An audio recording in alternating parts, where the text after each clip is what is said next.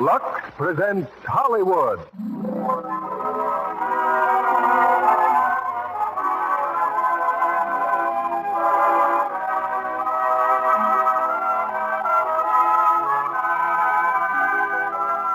The Lux Radio Theater brings you Orson Welles and Rosemary DeCamp in A Tale of Two Cities. Ladies and gentlemen, your guest producer, Mr. Frank Craven.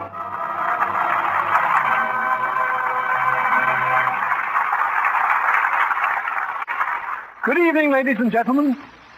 Between the peoples of the English-speaking world are, fortunately, many strong and common bonds. Respect for freedom and democracy, a sense of fair play, and a love of tolerance. And to those bonds, you may well add, a common love of Dickens.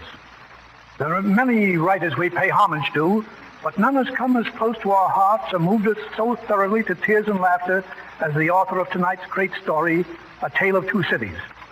And I say great, not from my judgment only, but because time and the world have called it so. And Dickens himself expressed the humble hope that posterity would consider it the best thing that he had ever written. For to him, it was an attempt to explain in terms of one man's life and actions one of the most inexplicable and violent periods of human history, the French Reign of Terror, when 25 million people armed with torch and saber bathed Europe in the blood of vengeance. Here indeed is the material of drama, recorded by a vivid and imaginative writer and portrayed for us tonight by two stars worthy of this staunch assignment, Orson Welles and Rosemary DeCamp, both veterans of this stage and of the screen and theater. Originally, most of Charles Dickens' works were published in installments and came to America by sailing vessels. Records tell us of how crowds thronged the wharves of New York City to receive the latest news of their favorite heroine or hero. For already the names of Dickens' characters were household words.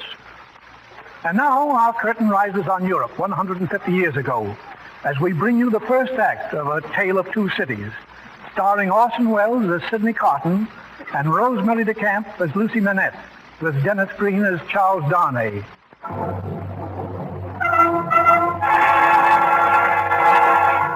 Paris, 1793. The French Revolution is over. The cause is won, but the bloodshed has only started. The reign of terror sweeps through the land in all its fury, and each day Madame la Guillotine has had her share of human life. The dripping blade rises and falls, and the crowd counts in monotonous rhythm as each noble head rolls to the ground.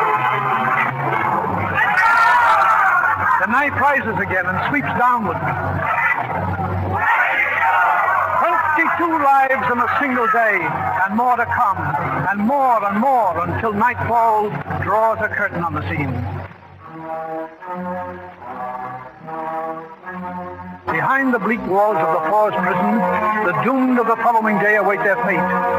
In a bare dungeon cell, a single lantern throws a ghostly glow on their faces. With a rattle of chains, the great iron door is thrown open. Everyone rise! Rise, aristocrats! In the name of the people of France, the tribunal hereby declares that you shall be put to death by the guillotine on the morning of February 2nd, 1793. Citizen jailer, which one of these is Charles Evrémonde? Evrémonde! Step forward. Evrémonde! Charles Evrémonde, called Charles Darnay. Which one of you is he? I am Evrémonde. Step forward. Charles Evrémonde, known as Charles Darnay. In view of the excitement occasioned by your trial, it was felt that some small favor would be in order. We have decided, therefore, that you shall live long enough to witness the execution of your friends here. 51 heads will fall tomorrow. Yours will be the 52nd. Citizen Evrémonde. Yes? I didn't know you were here with us. So dark. Oh, yes. What is it you want, Chris? Don't you know me? I'm Lisette, the seamstress. We were brought to La Force together. No, of course. I forget for the moment of what you were accused. They accuse me of plotting, but I'm innocent. How could I plot against the Republic? I'm nothing. I'm no one. Don't cry, child. Too late for tears. I try to be brave. Soon the morning will come. It's growing light even now. You have an hour yet. Perhaps more. Ask God for courage. Look, sun's rising. I'm afraid. Yet I'm glad. At least we can see again. What is it? You are not Evermore. You are not Charles Evermore. Quiet. I knew Charles Evermore. His eyes were blue and he was brown. His hair was light and yours. Who are you? Like you, I'm nobody, nothing. You are going to die for him. Why, monsieur? I could never make you understand. But I could set you free. One word from me You and... can't do that. You must not, please. Tell me about yourself. How can I? It would help so if you'd talk to me. Perhaps it would help you too, monsieur. There's so much to tell. It all began so long ago. When? 25 years ago.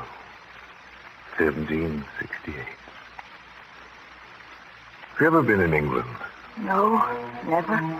There's a long hill on the Dover Road that sweeps down to the sea.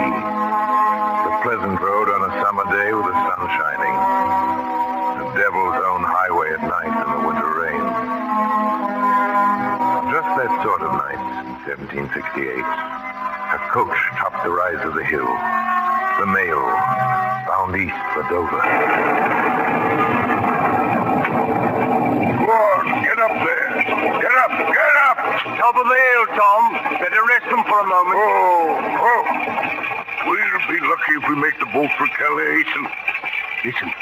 Hear that? What do you say? I say a horse at the canter coming up the hill. I say a horse at a gallop. Oh, there. Stand there, old fire. Who are you? What do you want? Is that the Dover mail? I want a passenger. What passenger? Mr. Jarvis Lorry. Keep where you are. Is there a gentleman named John Lorry in the coach? I'm Lorry. Who wants me? It's me, Mr. Lorry. Jerry. I know this messenger guard. There's nothing wrong. I hope so ain't. Hello, you.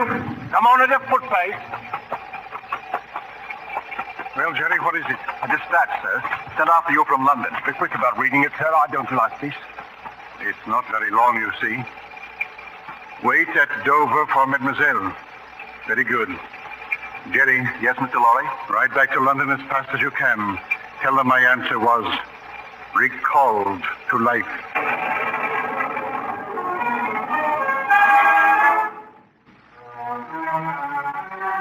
Recalled to life. That was Mr. Lorry's business that night. To recall to life a man who had been buried alive for 18 years, a prisoner of the French nobility. The man had escaped and was now hidden by friends in the village of Saint-Antoine. To that village went Mr. Lorry, to the wine shop of a certain Madame Defarge. You are Madame Defarge? I am. My name is Jarvis Lorry. I've just arrived from London. This young lady with me is Miss Lucy Manette. Good morning, mademoiselle. Please tell us, is my father here? Is he safe? Your father? There is no one here, mademoiselle. But Mr. Lorry was told One moment, my child. Madame Defarge, perhaps I should have presented my credentials sooner. Recalled to life. There is a man here. A man old beyond his years. A mender of shoes. Will you come this way? My husband and I have kept him locked in a room upstairs. Did you say locked? Yes, Of his own desire? of his own necessity. He has lived too long alone. He would be afraid if his door was left unlatched. Oh, Mr. Lorry, I'm frightened. Hush, my dear. Father. Indeed, Dr. Manette. You are hard at work. Yes, I am working. You have a visitor, Doctor. Show him the shoe you are making. Now tell Monsieur the maker's name.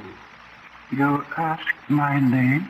Yes, 105 North Tower. that is all. 105 North Tower.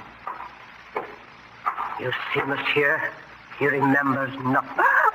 Dr. Manette, do you remember nothing of me? Look at me. Is there no old banker, no old business rising in your mind? Think of England, The man who was your friend, Jarvis Lorry. It's no use. This is what they have done to him. Lucy, come here, my child. Yes. Now speak. Call him. Speak to him as you did long ago. Father. Father. Who is this? Oh, Father. Do you remember Dr. Manette? I remember a little girl with long golden hair.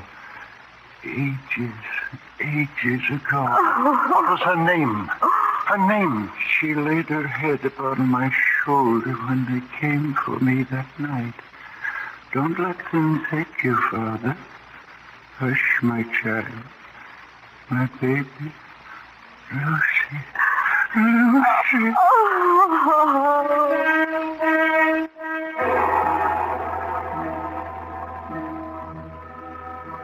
They crossed the Channel that night to a safe refuge in England. There for 5 years, the good doctor rested until at last his memory returned and he was well again. But now, in the English courts, a trial was in progress. A trial of a certain Charles Darnay, accused of plotting treason against His Majesty's government. Dr. Manette, called as a witness, sat with his daughter near the judge's bench. The court was hot, humid. Only one man seemed quite at ease. The assistant counsel for the prisoner. His court wig dipped in a slovenly fashion over one eye. His court gown stained with wine. His name, if anyone was interested, was Sidney Cotton. Cotton, we must act quickly. With the evidence they presented, Darnay will hang by morning. Cotton, do you hear me? I hear you, Mr. Stryver. Well, what shall I do? If I were you, I should sit down. Darnay is my client. I'm trying to protect him. I pay you well for your assistance, and I expect to have it. You will have it, Mr. Stryver, when the time comes. See, you've already had your bottle today. 2, I believe. Drunk. Always drunk. Cotton, listen to me. At the present time, I'm more interested in Dr. Manette. Dr. Manette, to the stand. You are Dr. Manette? I am? Dr. Manette, the prisoner, Charles Darnay, has been accused of carrying secret messages from Louis of France to spies here in England. Look upon the prisoner. Have you ever seen him before? I don't know. Really? Is it not true, Dr. Manette, that the prisoner was a fellow passenger with you 5 years ago on a boat from Calais to Dover? I cannot say. When I came from France that night, I had been newly released from a long imprisonment. I have little remembrance of the occasion. My mind was a blank for some time. I see. Your daughter made the trip with you, did she not? Yes? That will be all. Are there any questions from the defense? Any questions, Cotton? No questions. No questions, Your Worship. Miss Lucy Manette to the stand. And now, Miss Manette, look upon the prisoner, please. Have you ever seen him before? Yes. Where? On board the packet boat you mentioned. You spoke to him? You were friendly with him? Yes. Good. Now tell me, did he come aboard alone? No, when the gentleman came on Do board... you mean the prisoner? Yes. Then say the prisoner. Oh. When the prisoner came on board, there were 2 gentlemen with him. But these 2 did not make the crossing. No? Now tell me, did you see them give certain papers to the prisoner that night? No. You're sure of that?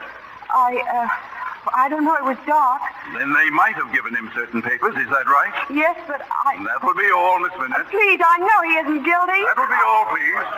Are there any questions from the defense? Well, Cotton? No. Cotton, you're mad. No questions. No questions, Your Worship. Your Worship, the prosecution would like to recall its chief witness, the prisoner's accuser, Mr. John Barset. Now, Stryver, we might have some questions. Mr. John Barset? Right here, sir. Mr. Barset, look upon the prisoner. Do you recognize him? I do, sir. He's a spy against His Majesty's government. That's what he is. I was on that mail packet myself that night, and I saw the kind of papers that passed into the hands of the prisoner. They were lists of our troops. Thank you, Mr. Barset. No more questions. The counsel for defense? Well, Cotton?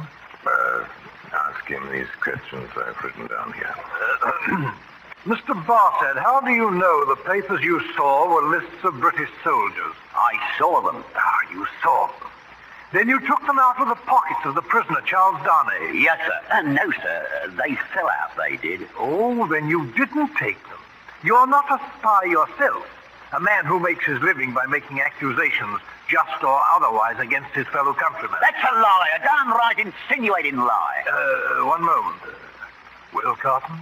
Mr. Stryver, you've no imagination. Mr. Barsad, where did you get money to live on?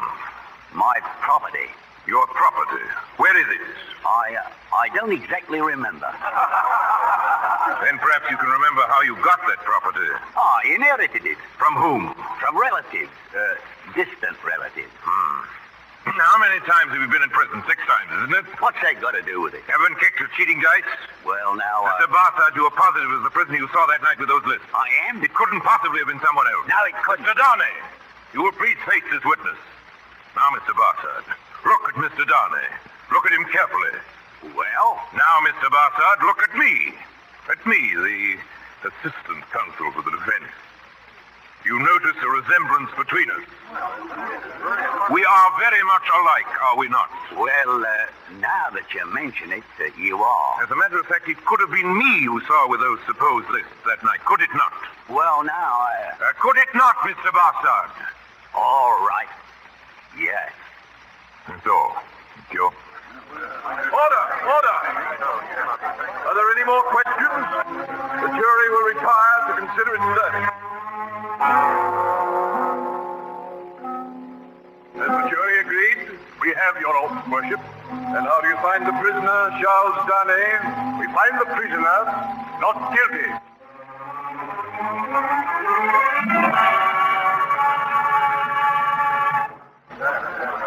Mr. Darnay, may we congratulate you, sir? Thank you, Doctor.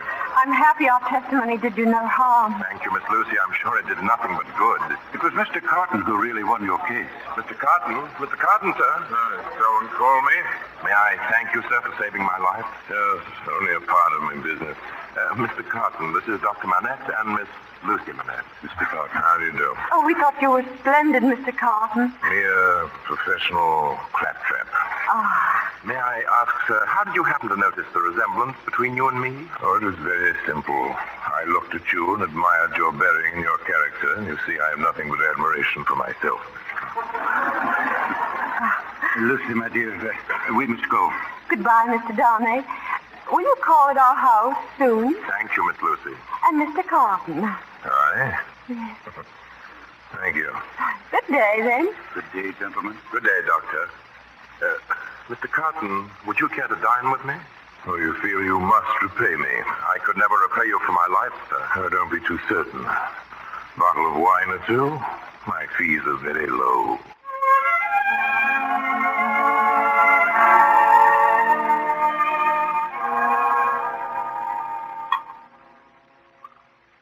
Another glass, Mr. Darnay. Thank you. I've had enough. Oh, Mr. Darnay.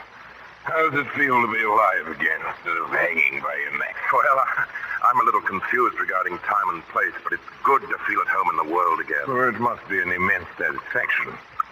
To me, the world has very little to offer except wine like this. So, you and I are not very much alike in that particular, are we? You speak very faintly, Mr. Darnay. I didn't speak at all, sir. Oh, come, Mr. Darnay, call a health. Propose your toast. What toast, sir? Oh, that's on the tip of your tongue, man. It's been there all evening. Out with it. Very well, then, Miss Lucy Manette. Miss Manette. There's a fair young lady to hand into a coach in the dark, eh, Mr. Darnay? There's a fair young lady to be pitied by and wept for by. How does it feel, Mr. Darnay? Is it worth being tried for one's life to be the object of such sympathy and compassion? I don't take your meaning, sir. Mr. Darnay, let me ask you a question. Do you think I particularly like you? You've acted as if you do, but I don't think you do. I don't think I do either. Nevertheless, I hope there's nothing in that dislike to prevent my calling for the reckoning and parting without ill blood. Oh, of course, there's nothing at all. You call the whole reckoning? If I may, sir. In that case, innkeeper, more wine. Yes, sir. Good night, Mr. Carton. You go. One last word, Mr. Darnay. You think I am drunk? I think you have been drinking, Mr. Carton. You know I have been drinking. Well, since I must say so, I know it. You should likewise know why. Because I care for no man on earth. No man on earth cares for me. Much to be regretted. You might have used your talents better. Maybe so, Mr. Darnay. Maybe not. Good night, sir. Right. And don't let your sober face elate you. Never know what it may come to. Innkeeper, the wine. Coming, sir. Well, Carton. Has Mr. Darnay shown you what you've fallen away from? What you might have been? Changed places with him, and would you have been looked at by those blue eyes to see worse? Come on. Have it out in plain words. You hate the fellow.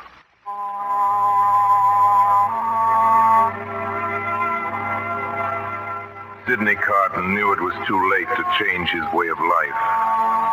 But he took to brushing his shabby coat and combing his untidy hair. And there were times even when he remembered that a gentleman does not drink himself nightly into a stupor. On Sunday afternoons, he would appear in Miss Manette's garden, sitting quietly, speaking but seldom. But Charles Darnay was there too.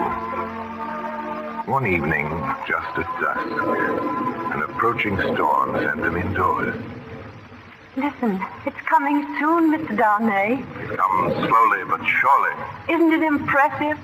Sometimes when I've sat here of an evening like this, listening to the thunder in the distance, I've had such a strange fancy.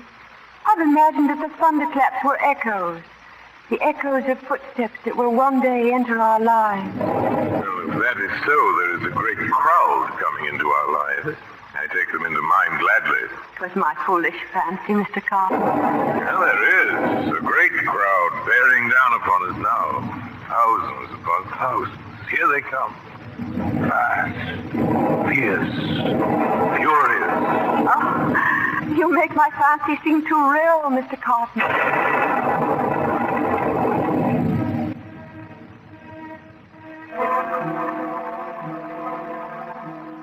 There was a great crowd coming into their lives. A numberless, overpowering crowd, which one day would decide the fate of these three. At first, it was but a whisper in the city of Paris. A whisper that was to grow with the years into a crashing roar of hatred. Slowly but surely, as the storm came, the crowd was coming too. Up from the cellars of Paris, up from the bare fields of a starving peasantry, the crowd was coming, chanting its hate, screaming for blood. The people of France in all their might, rising in revolution.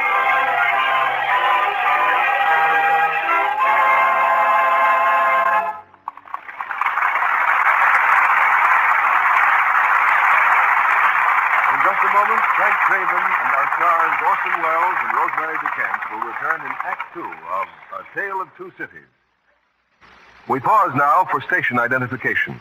This is CBS, the Columbia Broadcasting System.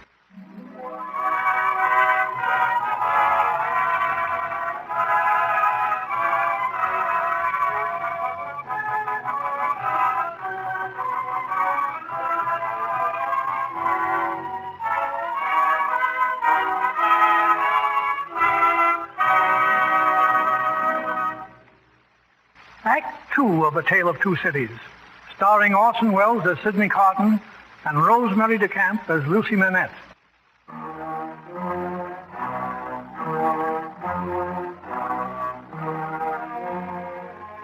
In Laforce prison, awaiting death by the guillotine, the man called Darnay continues his story. The little seamstress, condemned to die with him within the hour, listens quietly, her eyes fixed on his face.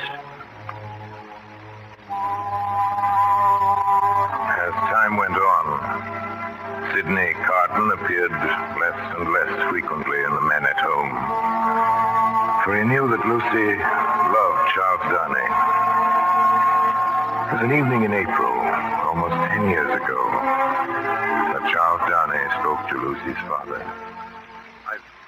I've only hinted at marriage to Lucy, sir. I didn't want to speak until, well, there are certain things about myself that you should know. Yes? Dr. Manette, my name is not Darnay. I chose that name when I first left France, my heritage. Heritage? I'm of noble birth, sir, but I do not boast of it. Through generations, my family gained its wealth at the expense of the poor. When my uncle died, I was the sole remaining heir. I returned to France to sign away my title to the estate. Why do you tell me this? Because, sir, I know what you have suffered at the hands of the French aristocracy. Your uncle's name and yours. What was it? Saint-Evremond, the Marquis Saint-Evremond. He was... Doctor, you're ill, sir. No. Charles, Lucy is not to know what you have just told me. Not now, do you mean? Not now or ever. She is not to know. Your word. Very well, Doctor. You have my word. Now go, please. Go. Saint-Evremond. Saint-Evremond.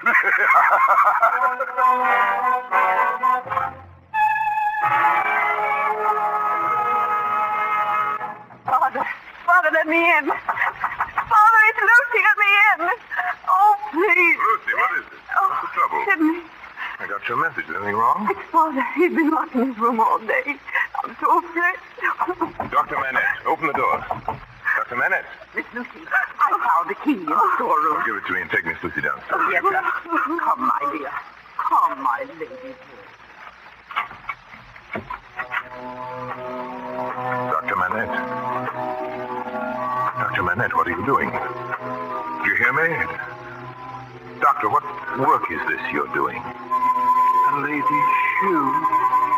A young lady's walking shoe. It should be finished. Let me be.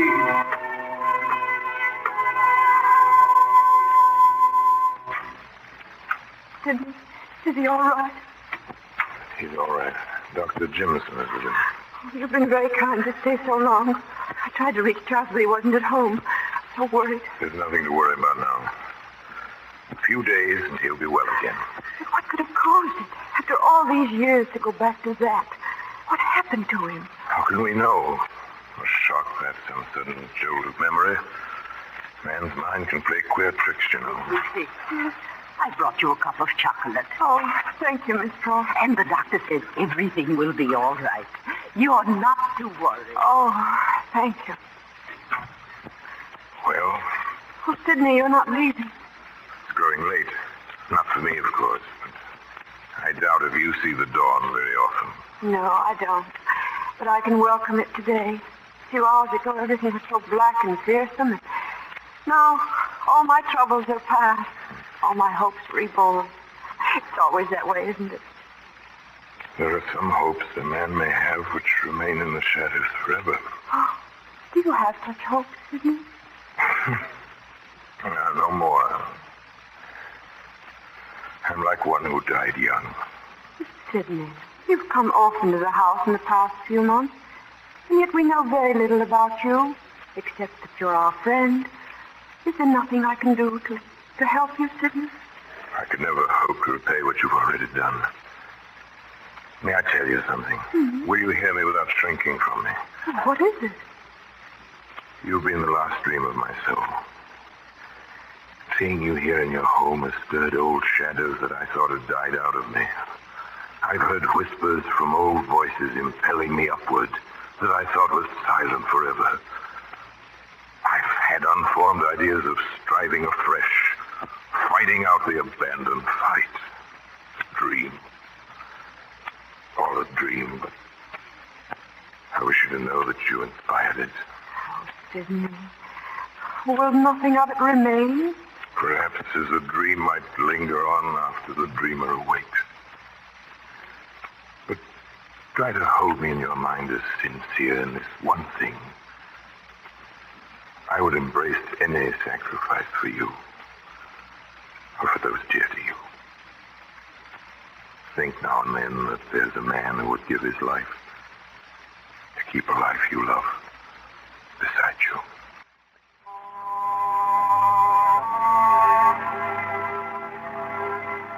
The poor fool, Cotton. Drunk. Drunk this time with self-pity. And from that day on, he was seen rarely in the men at home. He was there when Lucy and Darnay were married. And again, some years later, when their child was born. A girl. But his visits were short, and he'd slip away at the first opportunity. In France, during these years, the echoing footsteps of the crowd had been growing louder. Grim patriots who were to bathe the soil of France in the blood of the hated nobility. Then the storm broke in all its fury. In July 1789, they swarmed from the rat holes of Paris to cover the country with a blanket of red. An army of vengeance, bent upon destruction and death. The Bastille is fallen! The Bastille is ours! The Bastille is fallen! Madame Defarge, how can you sit and knit so calmly on this day? Our victory will come only when every noble head is rolled from every noble shoulder. And in this knitting I have inscribed their names. The names of those who have starved us, killed us. And for every stitch another head shall roll. For every stitch we shall be avenged.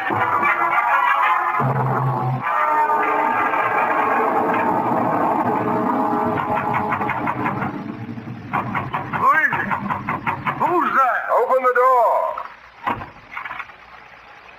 What do you want at this hour? I'm looking for Mr. Sidney Carton. He is not open. There's no inn in London open at this time of night. I want to see Mr. Sidney Carton. Let me in. Now, where is he? He's in there. Carton, wake up. Who is it?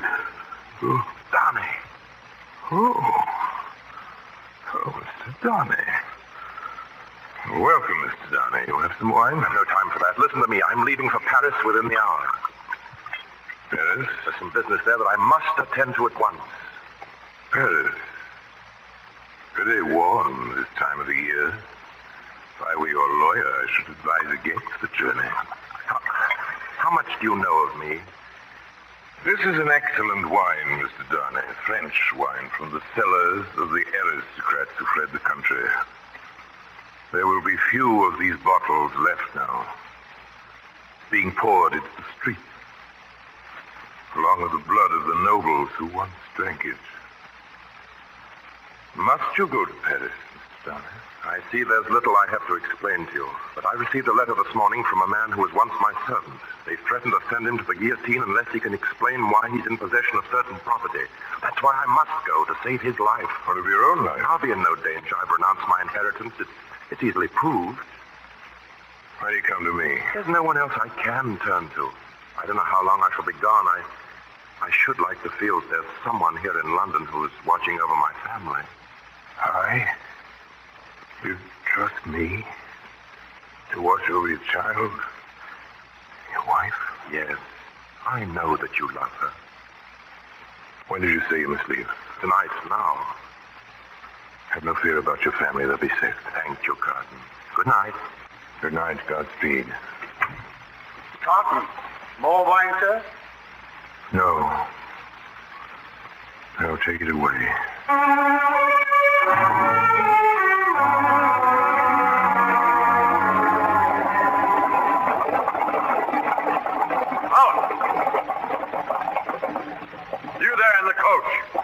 Where are you going, citizen? I'm going to Paris. Let me see your papers. If you'll hurry, please, citizen. I must be in Paris within the hour. What is your name, citizen? Charles Darnay. Darnay? Also known as Evremont. Why, yes, but You are consigned, Evremont, to the prison of La Force.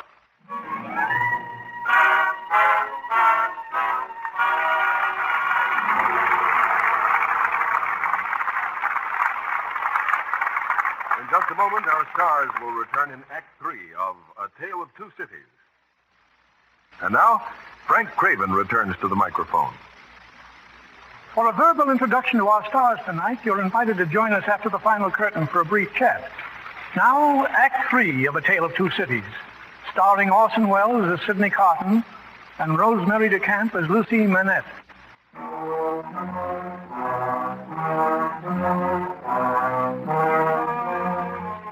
The sun rises slowly over the roofs of Paris, and a long shadow of the guillotine falls against the walls of the forced prison.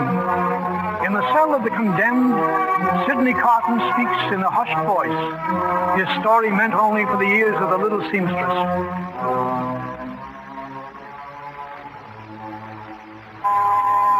They brought Charles Darnay here to La Force prison to be held in secret. Somehow the news filtered back to England. Soon his wife and child were in Paris with Dr. Manette and Mr. Lorry. Mr. Lorry? Their old friend. For months they waited for some word from Darnay in his cell, but no word came. And every day through the streets the tumbrils passed, filled with the condemned on their last journey to the guillotine. Father, did you see him? Did you see Charles? No, they would not take me to his cell. Oh. But I have news. Yes? Charles is summoned tomorrow for trial. Tomorrow? Oh, Father. I think it will go well, my child. They're going to allow me to testify for him. You? Why, they'll brand you a traitor. They'll kill you, Father. No, my child. I bear a charmed life in this city. I have been a prisoner in the Bastille.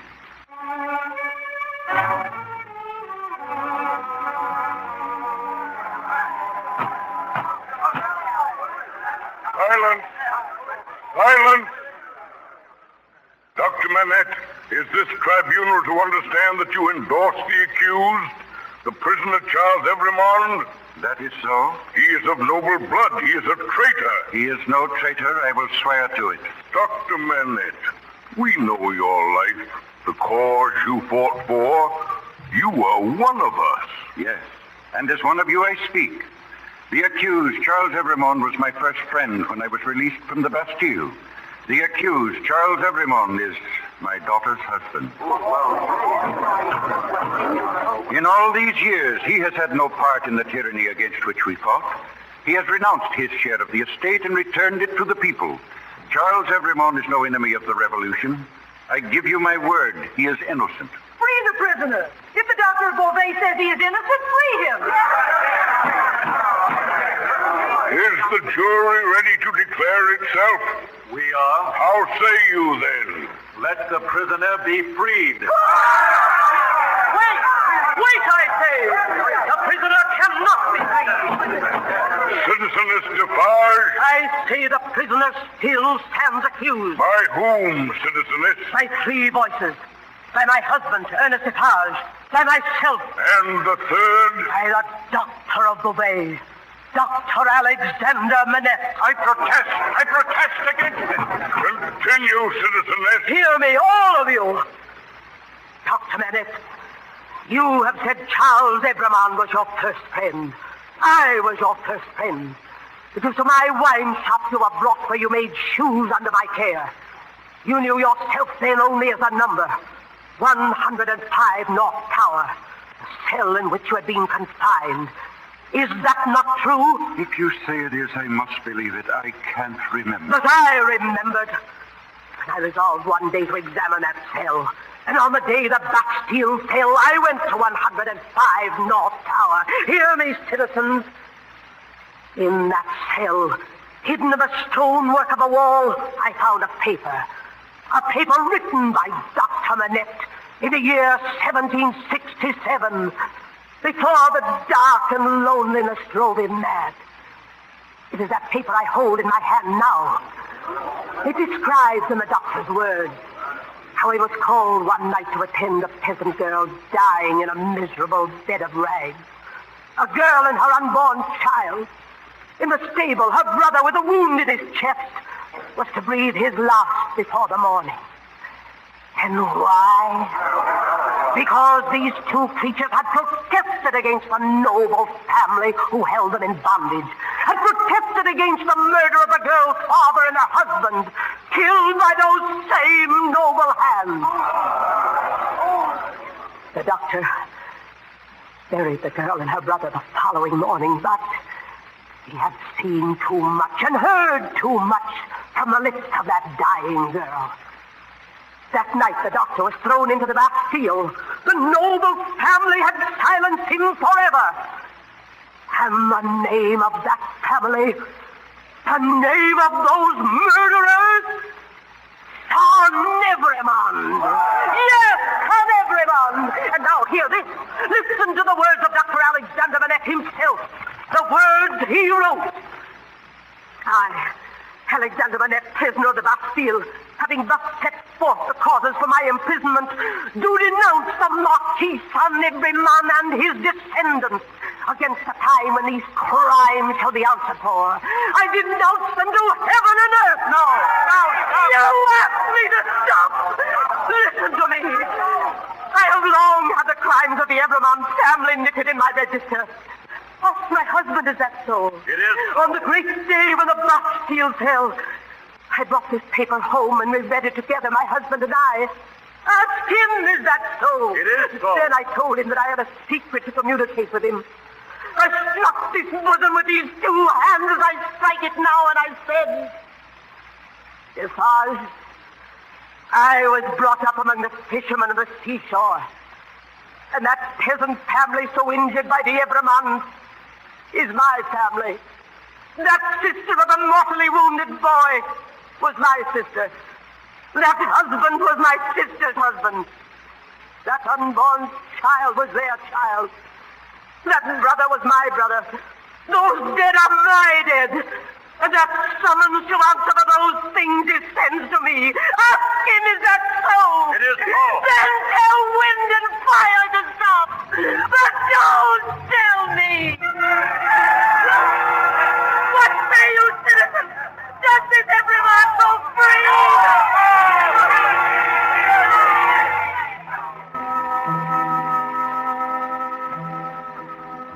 Back to the prison of La Force, to await death by the guillotine. That was the sentence passed by the tribunal.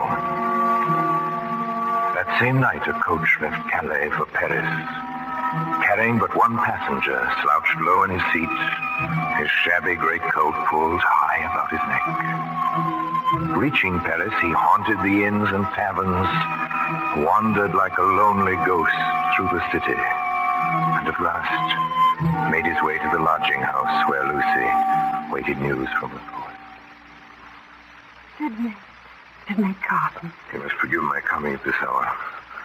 I didn't wish to be seen. I knew you'd come. I've been waiting. Sidney, they're going to take Charles. They're going to kill him. How long has he? Until the morning. And they won't let me see him. I can't be near him in these last hours. Lucy, remember what you said. Long ago, the dark hours before the dawn. There'll be no dawn tomorrow. It'll be dark now, always. Lucy, if there was some way I could comfort you. You must hope. What hope is there? What comfort? My husband is going to die. Lucy. Oh, Sidney, forgive me. You were right. I have no strength to offer you. You came to us tonight. I shall never forget that.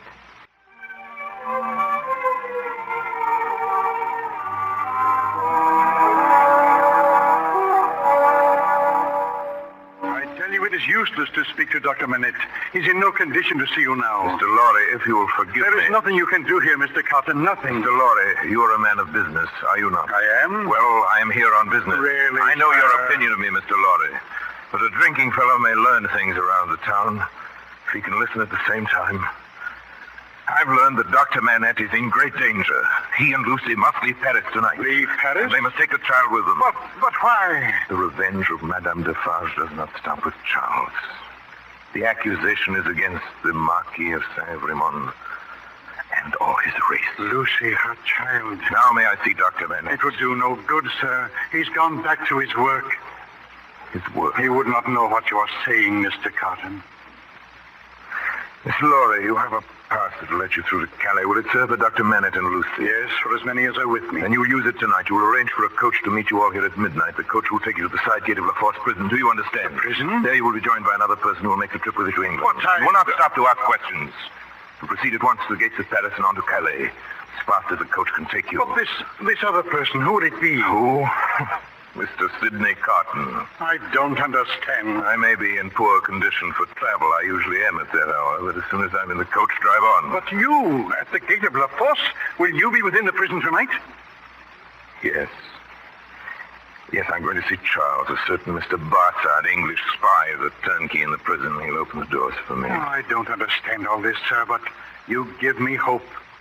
And you will save them all, Mr. Lorry. Not only I, sir, I shall have a young and ardent man at my side. With the help of heaven, you shall. Tell me, Mr. Lorry, yours is a long life to look back on. I'm in my 78th year, sir. You've been useful all your life, trusted, respected. There are many in this world who would miss you. A solitary old bachelor? No, there is nobody to weep for me. Wouldn't she weep for you? Lucy? Yes, thank God. I didn't quite mean what I said. It is a thing to thank God for, isn't it? Surely. Surely. If you had to say with truth tonight, I have gained the love of no human creature. I've done nothing good nor serviceable to be remembered by. Your 78 years would be 78 heavy curses, would they not? I think they would be. But you are not old, Carton. No. I'm not old. But the road I took was never the way to age. Good night, Mr. Lorry.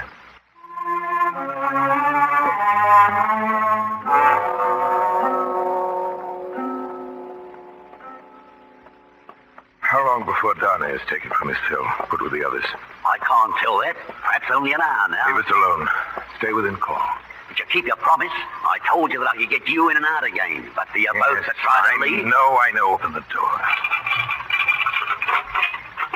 Who's there? Have you come for... Carton, you. Of all the people on earth, I'm the least expected. Is that it? Why are you here? You shouldn't have taken the risk. It can serve no purpose. I can serve one. I bring you a message from Lucy, a request, rather, that you do exactly as I say it. Ask no questions. Take off your coat. Take off yes, my... take it off and change it for mine. Quickly now, man. Are you mad? Do as I say. It's her wish. Put on my coat. Your hair. Rumple it so, as mine is. Carton, there's no escaping from this place. You'll only die with me. Have I mentioned escape? Do as I say. Now take my cravat. Here, give me yours. Carton, I warn you, it's... Be quiet. Look, there's pen and ink on the table. Is your hand steady enough to write? It was when you came in. Well, steady it then. And write what I dictate. Quickly now. To whom do I address it? To no one. Write, if you remember the words that passed between us long ago, you will understand when you see this. Have you written that? I don't... What vapor is that? Vapor? This is a strange vapor, something that crossed me. I am not conscious of it. Take up the pen and finish. I told you once that there was nothing that I would not do. Nothing that I would not... What is it? There is something, that odor. You mean this on my handkerchief? Yes, it's so... Breathe deeply. No. Breathe. But I can't... Breathe. You down there, Bartard. Are you finished? Are you ready to... Oh, what's this? What's the matter with him? Nothing is unconscious. Carry him out the gate. But you changed clothes. Listen to me. Sidney Carton fainted from the shock of parting with an old friend. You'll find a coach at the side gate. Put him into it. Tell him to drive as fast as they can to Calais. No, wait. I'll finish this note. If you remember the words that passed between us, you will understand. I told you once that there was nothing I would not do to keep a life you love beside you. God bless you for your sweet compassion. Here, take this note, and hurry.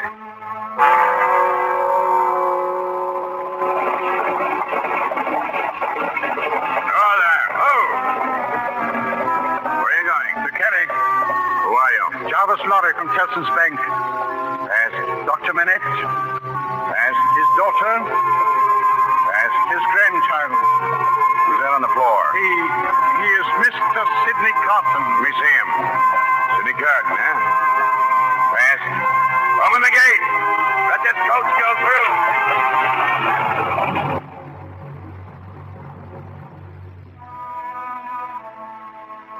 They're on their way now. Perhaps by this time, they've reached Calais, are bound for England and home. And you are Sidney Cotton. Oh, yes. And you're dying for him, for Charles Darnay. Oh, no. For someone else. Aristocrat, your carriage is awaiting. 6 tumbrils will carry the day's wine to Madame la Guillotine. Guards, take them out. You, Evrémonde, it will be as I promised for you. You shall wait for the last tumbril. Your head shall be the 52nd today. I'm ready. Move along there. Move along. Mr. Cotton, may I go with you? Keep your eyes on me, child. Mind nothing else. I mind nothing while I hold your hand. 49! 50! 51!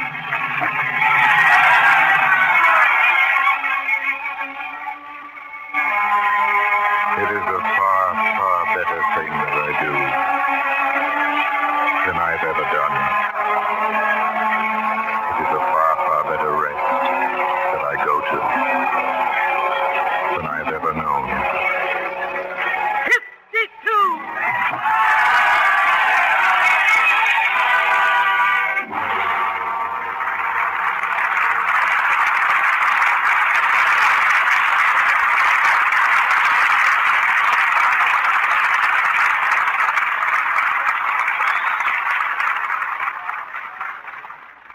We lower our curtain on the roaring crowds of Paris and the sacrificial destiny of Sidney Cotton and raise it again on the stars who have made tonight's performance such a vivid memory. Orson Welles and Rosemary DeCamp. Well, Frank, it was a real privilege to be cast as Sidney Cotton and to play opposite Rosemary. Thank you, Orson. Orson, I understand that to your many attributes of writer, actor, producer, and magician, you've added a new one, journalism. That's right, Frank. I've got a newspaper column running now called Orson Welles' Almanac. Yeah, I know. I have a copy here. Full of biting witticisms, I imagine, Frank. Well, it depends upon what you call biting witticisms. It starts with the following items. Never salt turnips while cooking. Always wash spinach with warm water. Orson, aren't you afraid you'll start a social revolution with those radical ideas? Tell us, what was your first bit of acting in the theater?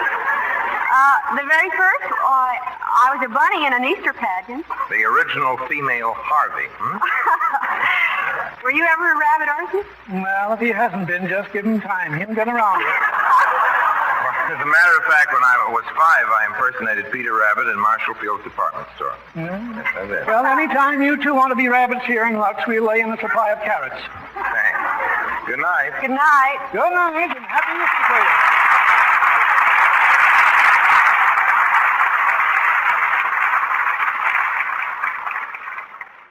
This is Frank Craven saying thanks for listening and good night.